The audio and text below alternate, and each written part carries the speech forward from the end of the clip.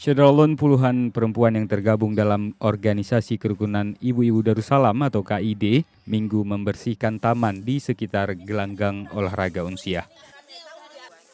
Kegiatan bersih-bersih sampah dalam rangka HUT ke-52 KID itu juga dibingkai dengan gerakan Darussalam bebas khalwat dan maksiat.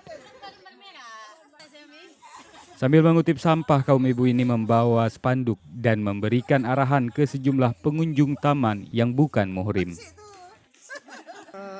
Jangan ada lagi yang duduk berdua-duaan di taman ini. Jangan menyalahgunakan taman yang sudah disediakan, yang seharusnya dipakai buat anak-anak, buat keluarga. Tapi ini kita lihat selalu saja ada mahasiswa yang berdua-duaan. Tadi pun kami minta anak-anak yang duduk berduaan itu supaya membantu memasangkan spanduk ini. Ini yang kita harapkan supaya ke depan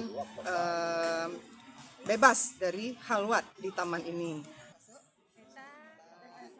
Dari Banda Aceh, Arif Ramdan, Serambi On TV.